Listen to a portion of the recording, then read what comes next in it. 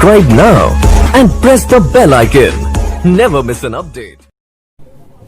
आप सभी का संपूर्ण ज्ञान भंडार में स्वागत है। आज हम पढ़ने आ रहे हैं 10th क्लास का सोशल साइंस का पहला चैप्टर सत्ता की साझेदारी। हमने इसके पहले एक वीडियो में पढ़ चुके हैं, ये पार्ट 2 है इसका। पहले जिसने पहली वीडियो नहीं पढ़ी है वो देख लीजिए। पहले वीडियो हमने श्रीलंका के बारे में बेल्जियम के बारे में पढ़ा था। आज पढ़ने आ रहे हैं हम श्रीलंका के बारे में, ठीक है। आप पहला इस वीडियो जरूर देखिए क्योंकि पहले वीडियो में बेल्जियम और साथ में मैंने चैप्टर का मीनिंग बता रखा है। चैप्टर्स जो उसकी चैप्टर का नाम है पावर शेडिंग, उसका मैंने थोड़ा अच्छे से डिस्क्राइब करके बता रखा है, ठीक है। तो आप पहला वीडियो देख लीजिए, उसके बाद सेकंड वीडियो देखना का। चलो स्टार्ट करते हैं पहले श्रीलंका के बारे में, ठीक है।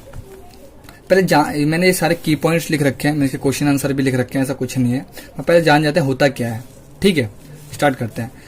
श्रीलंका के बारे में जानना। श्रीलंका सबको पता है, श्रीलंका ऐसा कोई भी नहीं होगा इंडिया में रहता होगा उसे श्रीलंका के बारे में नहीं पता होगा। 100% बोल रहा हूँ, श्रीलंका के बारे में सबको पता है। देखो भारत ऐसा है, भारत ऐसा कुछ है और यहाँ पर श्रीलंका है ना। तो श्रीलंका क्या है, चारों तरफ से पानी से घिरा हुआ है, बस ऐसे समझना। पहले है कहाँ पर, श्रीलंका एक छोटा सा द्वीपीय देश है। श्रीलंका एक छोटा सा द्वीपीय देश है जो चारों तरफ समुद्र से घिरा हुआ है, ठीक है। और ये भारत के साउथ साइड में है। इसकी राजधानी कोलंबस है। और इसको आजादी कब मिलती है, इसको आजादी मिलती है 4 फरवरी 1948 को, हमारे 1 साल बाद। समझ में आया? इतना ये जान जाओ। अब जाइए, इसमें कुछ ना कुछ मतभेद होंगे। जैसे आजादी बनी तो इसमें भी जाति व्यवस्था थी, जैसे बेल्जियम में थी ना वैसे इसमें भी थी जाति व्यवस्था। इसमें भी 3 टाइप के लोग थे। इसमें तो मेन थे 2, एक थे सिन्हाला भाषा वाले जो 74% थे और एक थे तमिल भाषा बोलने जो 18% थे। बाकी जो इंडियन तमिल मुसलमान ईसाई कुछ ऐसे कुछ थे वो रहते थे। अब क्या हुआ, जैसे ही यहाँ पर आजादी हुई तो यहाँ पर सरकार बन गई सिन्हाला भाषा वालों की। तो वहां की सरकार ने क्या करा, सारे कार्य सिन्हाला भाषा वालों के लिए करने लगे। समझ में आया? सारे कार्य जैसे पढ़ने का अधिकार, जॉब करने का था, विश्वविद्यालय में पढ़ने का, धर्म का प्रचार करने का अधिकार, सारे अधिकार ये। और दूसरे जो बाकी वर्ग के लोग थे जैसे कि तमिल और वो, उनको कोई अधिकार प्राप्त नहीं था। उनको सारा बेगानापन लगे बोले कि ये कैसा है, हमें तो कुछ अधिकार ही नहीं मिलने लगे।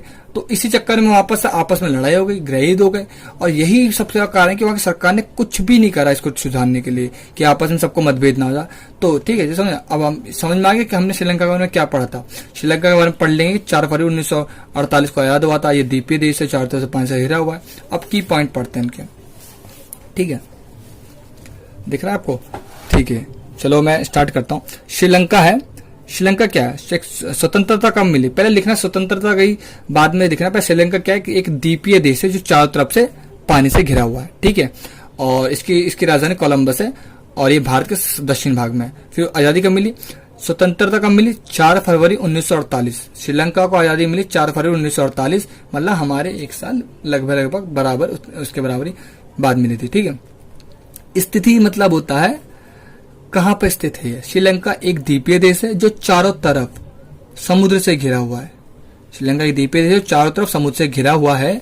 यह भारत के दक्षिणी भाग की तरफ स्थित है, समझ में आ गया? इतना पॉइंट खत्म। अब जाहिर सी बात है, अब आजादी हो गई है, अब जाहिर सी कुछ ना कुछ तो मतभेद होगा, तभी तो पढ़ रहे हैं हम।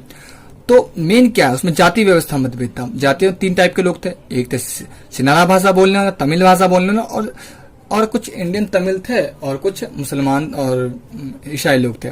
समझ में गया? जातीय व्यवस्था, ठीक है। और जातीय व्यवस्था 3 प्रकार की थी। सिन्हाला भाषा बोलने वाली, समझ में आया, तमिल भाषा बोलने वाली और कुछ अन्य लोग थे, ठीक है। अन्य मतलब इंडियन तमिल में। इंडियन तमिल पता है क्या होता है? इंडियन तमिल वो होते हैं जब हम गुलाम थे ना ब्रिटिश के, तो ब्रिटिश लोगों ने भी श्रीलंका को गुलाम बना रखा था। तो क्या हुआ, ब्रिटिश लोग श्रीलंका में बागवानी करने के लिए यहाँ से गुलाम को उठा के ले आते थे, इंडिया से तमिलनाडु से ले आते थे और श्रीलंका ले आते थे। वो लोग जब आजादी हो तो वो लोग वहीं बस गए और वो वैसे इंडियन तमिल कहने लगे, वैसे समझ में आया? तो इसे कहते हैं, जैसे अफ्रीकन अमेरिकन होता है ना वैसे इंडियन तमिल होते हैं, समझेगा? जाति व्यवस्था पढ़ लिया हमने कंप्लीट। अब पढ़ना है हमको गृह युद्ध। गृह युद्ध क्या होता है? गृह मैंने पहले बता रखा क्या होता है, जब आपस में लड़ते हैं, जब दो आपस में ही आप एक देश में आप जो लोग रहते थे आपस में मिलजुल के रहते थे वही आपस में लड़ जाए, उसी को गृह युद्ध कहते हैं। अब जाहिर की बात है ये 3 टाइप के लोग रहते हैं, सारे अधिकार इनको मिलेंगे, सरकार सारे अधिकार इनको देगी, पढ़ने का, लिखने का, वोट डालने का, धर्म का प्रचार करने का, तो ये तो बैठेंगे नहीं, इन्हें तो बेगानापन लगेगा, तो ये आपस में संघर्ष तो हो गई, बस वही गृह युद्ध। सारे अधिकार सिन्हाला भाषा बोलने वाले को प्राप्त थे तथा अन्य भाषा वाले को कोई अधिकार प्राप्त नहीं था, जिसके कारण उन्हें यह बेगानापन लगने लगा। समझ में आया? इसी कारण वहां जातीय संघर्ष शुरू हो गए, इसी को गृह युद्ध कहा गया।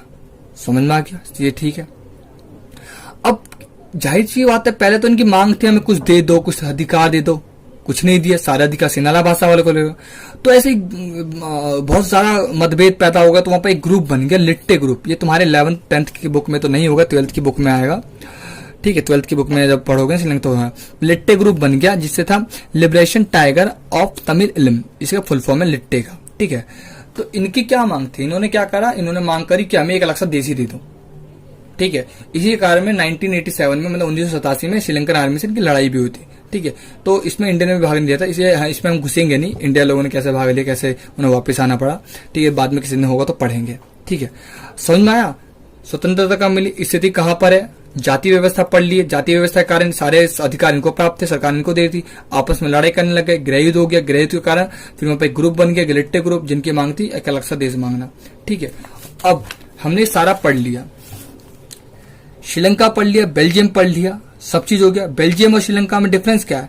बेल्जियम की सरकार ने करा, वहां के देश के लिए कुछ करा, वहां पर आपस में भेदभाव पैदा ना हो, मतभेद पैदा ना हो, इसलिए वहां की सरकार ने क्या करा, वहां पर संविधान में संशोधन करे और वहां पर सबको बराबर अधिकार दिया। मगर यहाँ की गवर्नमेंट ने कुछ भी नहीं करा, यहाँ की गवर्नमेंट ने क्या करा, बस चलने दो, सिन्हाला भाषा चलने दो, अपनी जात के लोग है, ऐसा नहीं होता ना। तो इसी कारण यहाँ पर गृह युद्ध स्टार्ट होगा, जो 2009 तक चलते रहे, ठीक है।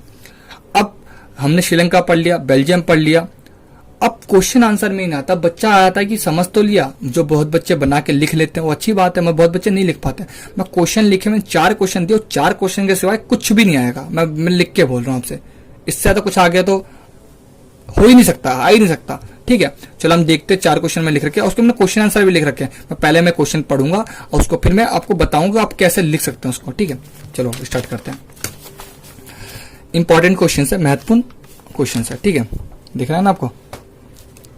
बेल्जियम तथा श्रीलंका के समाज की जातीय बनावट की व्याख्या, मैंने इसे इंग्लिश में भी लिख रखा है, ठीक है। Describe the ethnic composition of Belgium and Sri Lanka. Ethnic मतलब होता है सामाजिक विभाजन, ठीक है, सामाजिक जातीय कहते हैं इसको, ठीक है। डिस्क्राइब करना है कि ethnic composition of Belgium and Sri Lanka, Sri Lanka और बेल्जियम में जातीय व्यवस्था कैसे थी उसको बताना है, एक्सप्लेन करना है। समझ में आया? तो आपको लगेगा हाँ भाई क्या लिखा, तो कुछ मत सोचो, बेल्जियम की हिस्ट्री बताई थी पूरा लिख दो, श्रीलंका की हिस्ट्री बताई थी पूरा लिख दो। कैसे लिखो? पहले बेल्जियम पे आते हैं। बेल्जियम एक छोटा सा यूरोप का देश है, लिख दिया। उसका आकार लगभग हरियाणा जितना है, लिख दिया, ठीक है। उसको आजादी मिली थी 4 अक्टूबर 1830 को और उसको मान्यता मिली थी 19 अप्रैल 1839 को, ये भी हो गया। उसकी जातीय व्यवस्था की थी, उसमें 3 टाइप के लोग रहते थे, डच बोलने वाले, फ्रेंच बोलने वाले, जर्मन बोलने वाले। डच थे 59%, फ्रेंच थे 40% और 1% थे जर्मन, जो ज्यादा वैल्यू नहीं थी, ठीक है। मेन मतभेद था डच और फ्रेंच वाले में। और जो बेल्जियम की राजधानी थी ब्रुसेल, उसमें 80% फ्रेंच थे, तो ज्यादा उनकी आबादी थी 80%, तो इसी कारण मतभेद हो गए। मतभेद क्या थे? डच लोग थोड़े ना पढ़े लिखे नहीं थे, थोड़े अनपढ़ थे, मतलब थोड़े अनपढ़ भी नहीं, ज्यादा एजुकेटेड नहीं थे, ठीक है, अनएजुकेटेड थे। और बेल्जियम जब पढ़े लिखे तो पैसे वाले थे, तो इसी कारण मतभेद पैदा हो गया। मतभेद पैदा, तो यहाँ की गवर्नमेंट ने क्या सोचा कि यहाँ पर मतभेद पैदा ना हो, किसी को बेगानापन लगे, कोई कुछ को बुरा लगे, इसलिए यहाँ की गवर्नमेंट ने आपस में मिलजुल के रहने के लिए यहाँ की गवर्नमेंट ने अपने संविधान में 4 बार संशोधन किए, ठीक है। श्रीलंका के बारे में पढ़ते हैं। श्रीलंका एक द्वीपीय देश है जो चारों तरफ समुद्र से घिरा हुआ है, पढ़ लिया। इसको आजादी 4 फरवरी 1948 को मिली, पढ़ लिया। भारत दक्षिणी साइड है, इसकी राजधानी कोलंबस है। इतना तो बेसिक चीजें जानना चाहिए। अब इसमें भी जातीय व्यवस्था थी, 74% सिन्हाला भाषा बोलने वाले, 18% तमिल, कुछ इंडियन तमिल, कुछ मुसलमान, कुछ ईसाई लोग थे, ठीक है। तो जाहिर सी जैसे आजादी मिली तो सरकार बनी सिन्हाला भाषा वालों की, तो वहां की सरकार ने क्या करा, सारे कार्य, सारे A to Z जितने भी राइट से सारे सिन्हाला भाषा वालों को दे दिए। जैसे एग्जाम, विश्वविद्यालय पढ़ने का अधिकार, सरकारी जॉब करने का का अधिकार, धर्म का प्रचार करने का अधिकार, वोट डालने का अधिकार, ये सारे राइट्स इनको नहीं मिले तमिल भाषा को, अन्य वर्गों वालों को। तो इसलिए वहां पर आपस में मतभेद हो गए, लड़ाई हो गई, गृहयुद्ध हो गया और वहां की सरकार ने इसे रोकने के लिए कुछ भी नहीं करा, खत्म, कंप्लीट हो गया। समझ में आ गया? ये चैप्टर में कुछ भी नहीं। अब मैंने पढ़ दिया, अब मैंने क्या लिखा है, आप उसको क्वेश्चन आंसर कैसे कर सकते हो, वो खत्म।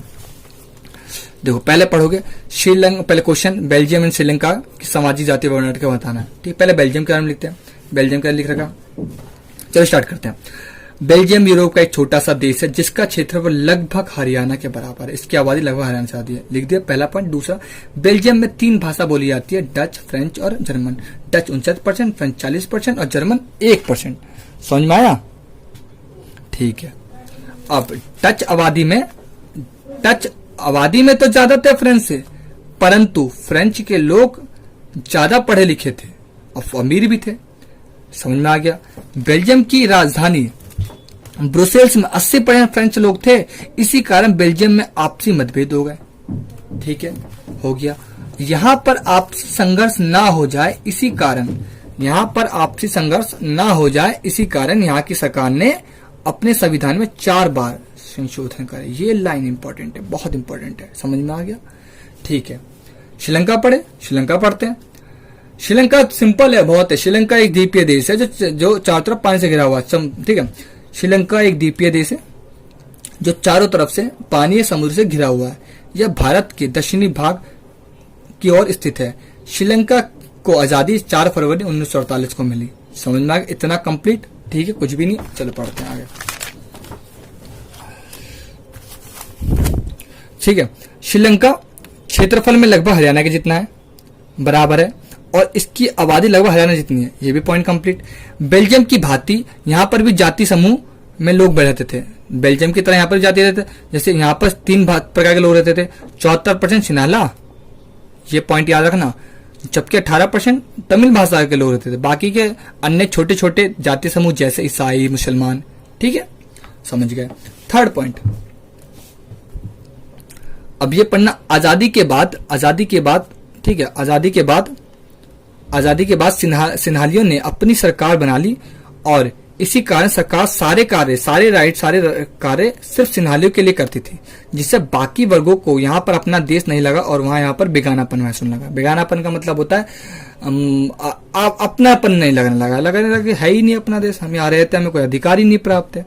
ठीक है, इसी कारण श्रीलंका में आपसी मतभेद पैदा हो गए और आगे चलकर ये गृह रूप में बदल गया।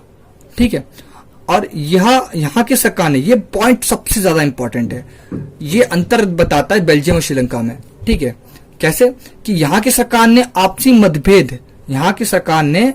मतभेद को दूर करने के लिए कुछ नहीं किया, जबकि बेल्जियम की सरकार ने किया था 4 संशोधन। यहाँ कुछ नहीं करा। सारे राइट्स श्रीलंका वालों को, श्रीलंका ने सिन्हाला भाषा वालों को दे दिया और बाकी जो वहां के लोग थे उनको कुछ नहीं दिया। एक क्वेश्चन कंप्लीट हो गया। अब दूसरा क्वेश्चन पढ़ते हैं। चलो स्टार्ट करते हैं। सत्ता की साझेदारी क्या है? डेफिनेशन पहले ये क्या है, इसके क्या क्या लाभ है, समझे? अब देखो इंग्लिश में क्या लिखा रखा, what is the power sharing and what feature of power sharing. Power sharing क्या होता है, उसकी विशेषताएं क्या होती है, बताना है। देखो पहले मैं पीछे लिख रखा है, मैं पहले आपको अपने मन से बता देता हूं कि आप क्या लिखोगे। सबसे सारी डेफिनेशन लिखो। मैंने बताया था जब किसी देश में 2 या 2 से अधिक प्रकार के धर्मों या वर्गों के लोगों को सत्ता को चलाने में बराबर भागीदारी दी जाती है, इसी व्यवस्था को सत्ता की साझेदारी कहा जाता है। समझ में आ गया? ठीक है, अब इसके लाभ क्या, लाभ बताओगे। सत्ता की साझेदारी के कारण क्या होता है, सभी लोग मिलजुल के रहते हैं। ठीक है, सभी को बराबर अधिकार मिलते हैं। ठीक है, ये भी प्रदूषण, इसमें गृह युद्ध नहीं होता। ठीक है, जब गृह युद्ध नहीं होता तो वो देश ज्यादा विकास करता है। 4 पॉइंट लाभ हो गए, खत्म। अब देखो ये तो मैंने कुछ भी, अब जो यहाँ पीछे पलटा के देखते हैं।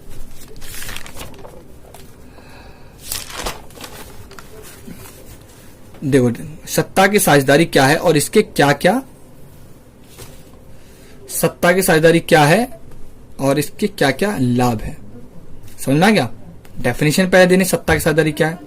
जब देश की सत्ता में देश के अंदर रहने वाले सभी धर्मों या वर्गों को देश की सत्ता चलाने में बराबर भागीदारी दी जाती है तो इसी व्यवस्था को सत्ता की साझेदारी कहा जाता है। समझ में आ गया? इसके लाभ पढ़ते हैं। लाभ क्या है? कि सत्ता की साझेदारी से देश के लोकतंत्र मजबूत बनता है। इस कोई डाउट नहीं है, सही बात है। सत्ता की साझेदारी से देश में गृह युद्ध नहीं होता, ये भी कोई डाउट नहीं है, सही बात है। जबकि देश के लोग आपस में मिलजुल के रहते हैं तो वह देश ज्यादा तेजी से विकसित करता है। यही चीज है, सिंपल। सत्ता की साझेदारी पढ़ ली सब। चलो तीसरा क्वेश्चन स्टार्ट करते हैं। देखो ध्यान से देखना, बहुसंख्या की बात क्या है, बहुत इंपॉर्टेंट है। बहुसंख्या की बात क्या है, डेफिनेशन लिखनी पड़े इसकी। इसी और की बहुसंख्या की बात से इसकी क्या क्या खामियां होती है, ठीक है। मतलब what is majoritism, what's wrong with a majority rule. What is majoritism, what's wrong with a majority rule. समझ में आया? इसका मतलब कह रहा है कि बहुसंख्या की बात क्या है और उसके कारण उसके रूल में क्या खामियां आ जाती है, ठीक है। समझ में आ रहा ना? बस ये चीज तुम्हें समझना। मैं तुम्हें थोड़ा सा एग्जांपल देता हूँ। मान लो ये कोई कंट्री है, ये कोई देश है। इस देश में, किसी भी देश में दो या दो से अधिक धर्म या वर्गों के लोग रहते हैं, जाहिर सी बात है, कंपलसरी है, सबको पता है। तो उसमें किसी न किसी धर्म के लोग की तो ज्यादा पॉपुलेशन होगी, और वो बहुसंख्यावाद नहीं है। बहुसंख्यावाद वो है जब किसी देश में किसी विशेष धर्म या किसी विशेष वर्ग पर सरकार की ज्यादा मान्यता हो या ज्यादा उसको राइट प्रोवाइड दे रखा हो या अधिकार दे रखे हो किसी अन्य धर्म के मुकाबले, तो उसी कहते हैं बहुसंख्यावाद। मतलब सिंपल सा लॉजिक कह सकते हो, किसी भी देश में किसी एक धर्म या एक वर्ग को ज्यादा अधिकार प्राप्त हो किसी अन्य धर्म और अन्य वर्गों के मुकाबले, तो उसी को कहते हैं बहुसंख्यकवाद। समझ में आया? इसकी खामियां क्या होती है? खामियां होती है, जाहिर सी बात है, जब किसी एक धर्म या एक वर्ग को लोग को ज्यादा अधिकार प्राप्त होंगे किसी को नहीं प्राप्त होंगे, तो वो वहां मतभेद पैदा होंगे, आपस में लड़ाई होंगे, झगड़े होंगे, तो गृह युद्ध होगा, ठीक है। जाहिर सी बात है, गृह युद्ध होगा तो देश विकसित नहीं करेगा, ठीक है। तो ये सब खामियां हैं, ठीक है। चलो पढ़ते हैं इसके आगे क्वेश्चन आंसर, ठीक है। देखो क्या होता है, दिख रहा है बहुसंख्यकवाद क्या है और इसकी क्या क्या खामियां हैं, ठीक है। मेजोरिटिज्म क्या है? पहले डेफिनेशन, ऐसी राजनीति मान्यता जो इस बात पर जोर देती है कि बहुसंख्यक समुदाय अल्पसंख्यकों की अवहेलना कर सकता है और बहुसंख्यक कहलाता है। समझ में आया? वही जो मैंने डेफिनेशन क्या है, बस थोड़े बुकिश लैंग्वेज में दे रखा है कि ऐसा देश जहां किसी एक धर्म को राजनीति में सरकार ज्यादा मान्यता देती हो, ज्यादा अधिकार प्रोवाइड कर रहा हो किसी और के मुकाबले, उसी को बहुसंख्यक बात कहता है। इसका मतलब यही कह रहा है। आप ये लिखो या मैं जो कह रहा हूँ वो लिखो, बात बराबर है, ठीक है। इसकी खामियां क्या है? खामी यही सबको बात है कि इसकी पहली खामी यह है कि बहुसंख्यक लोग अपनी भाषा को राष्ट्रभाषा घोषित कर देते हैं। समझ में आया? इसकी पहली खामियां है कि बहुसंख्यक लोग अपनी भाषा को राजभाषा घोषित कर देते हैं और दूसरी भाषा को दरकिनार कर देते हैं। समझ में आ गया? दूसरा, यह विश्वविद्यालय मतलब यूनिवर्सिटी, विश्वविद्यालय और सरकारी नौकरी में अपनी ही जाति के लोगों को प्राथमिकता देते हैं। समझ में आ गया? मतलब अपने ही जाति अपने धर्मों को गुजार देंगे और दूसरे धर्मों को कोई मतलब ही नहीं है, नहीं देना उनको, ठीक है। तीसरा क्या है, यह अपने ही धर्मों को संरक्षण बढ़ावा देता है, मतलब अपने धर्म को संरक्षण बढ़ावा देते हैं और दूसरे धर्मों से गलत व्यवहार करते हैं। समझ में आ गया? क्लियर? बहुत क्लियर। अब चौथा क्वेश्चन पढ़ना है। चौथा क्वेश्चन में तुम्हें आपको समझा देता हूं क्या होता है। देखो चौथा कैसे क्या होता है, लोकतंत्र में सत्ता की साझेदारी क्यों आवश्यक है, किसी भी डेमोक्रेटिक कंट्री में पावर शेयरिंग क्यों इंपॉर्टेंट है, यही बोल रहा है। What are the different form of power sharing in modern democracy, give the example of each of these. समझ में आया? देखो क्या होता है, तुम्हें लग रहा हो कि इसका थोड़ा छोटा ही बड़ा, देखो इंग्लिश में थोड़ा बहुत अलग हो जाता है, ठीक है। उसका कोई मतलब नहीं, सेम ही मतलब है दोनों का। कि किसी भी लोकतंत्र देश में पावर शेयरिंग की, किसी भी डेमोक्रेटिक कंट्री में पावर शेयरिंग की क्यों इंपॉर्टेंट है, क्यों विशेषता बतानी है, कि उसके बिना तो अपने मन से क्या लिखोगे, पहले तो लिखोगे कि किसी भी डेमोक्रेसी कंट्री में पावर शेयरिंग नहीं होगी तो डेमोक्रेसी कंट्री नहीं कहलाएगी। क्यों नहीं कहलाएगी? जब सबको बराबर अधिकार ही नहीं प्राप्त है तो किस बात की डेमोक्रेसी, किस बात का लोकतंत्र? लोकतंत्र में क्या हो, सबको बराबर अधिकार मिलता है। समझ में आ गया? पहला। दूसरा क्या हो जाता है कि डेमोक्रेसी कंट्री में जब पावर शेयरिंग होती है तो सब मिलजुल के रहते हैं, सब मिलजुल के रहेंगे, अब मिलजुल के सरकार बनाते हैं अपनी, ठीक है। दूसरा, सब ऑफिस में कभी गृह युद्ध नहीं होता और देश ज्यादा विकास करता है। तो मैंने अपने मन से बोल दिया। अब थोड़ा इसको बुकिश लैंग्वेज में कैसे लिखेंगे, देखो। लोकतंत्र में सत्ता की साझेदारी क्यों आवश्यक है? पहले डेफिनेशन सत्ता की साझेदारी क्या होती है यहां लिखना है, मैंने नहीं लिखा, वही कॉपी करना, कॉपी पेस्ट करना, 3-4 लिख दिया मैंने, पहले वाली वीडियो में ही बता दिया था, ठीक है। आप लिख सकते हैं, ठीक है। अब आवश्यक क्यों है तो ये पढ़ना है। तो पहला है युक्ति परक कारण, इसकी डेफिनेशन लेने के बाद इसका पहला कारण है क्यों आवश्यक है, युक्तिपरक कारण, मतलब इसे कहते हैं प्रूडेंशियल रीजन। ठीक है, प्रूडेंशियल रीजन होता है युक्तिपरक कारण, मतलब ऐसा चीज जो होता है इसके कारण। ठीक है, जैसे सत्ता के साझेदारी विभिन्न समुदाय के बीच टकराव को कम करती है, सही बात है, ये कोई गलत बात नहीं है, तो बिल्कुल सही बात है। दूसरा, यह पक्षपात का अंदेशा कम करते हैं। पक्षपात का मतलब समझते हो, पक्ष का मतलब पार्शियलिटी, मतलब किसी एक को ज्यादा देना, किसी एक को कम देना। पावर शेयरिंग रहेगी तो सबको बराबर अधिकार मिलेगा। ठीक है, पक्षपात को कम करता है। तीसरा, विभिन्न विविधताओं को अपने ही में समेट लेना। तुम्हें पता विविधता मतलब डाइवर्सिटी क्या होता है, मतलब देखो इंडिया एक ऐसी कंट्री है जिसमें पता नहीं कितनी विविधता है, 100-200 किलोमीटर 50 किलोमीटर जाओ तो भाषा, लैंग्वेज, कल्चर सब चेंज हो जाता है, तो सबको समेट के रखती है, मतलब विभिन्न डाइवर्सिटी, विभिन्न विविधताओं को अपने में समेट लेती है। पावर शेयरिंग के कारण ही होता ही है और किसी कारण नहीं होता। सत्ता में लोगों की भागीदारी की बढ़ाती है। चौथा क्या है, सत्ता में जो सत्ता है, जो पावर में है, उसमें सभी लोगों का बराबर अधिकार होता है, सभी लोगों का सभी राइट्स होता है। ये हो गया युक्तिपरक कारण, प्रूडेंशियल रीजन। अब नैतिक कारण, मोरल रीजन। नैतिक कारण मतलब जो होता है नैतिक कार्य तो करना चाहिए, जो होना एक मनुष्य के जीवन में करना बहुत जरूरी होता है। वही अल्पसंख्यक लोगों की भी अवहेलना नहीं होती, इसलिए मतलब देखो क्या होता है कि जिसमें पावर शेयरिंग होता है वहां पर अल्पसंख्यक लोगों का भी अवहेलना नहीं होती, इसलिए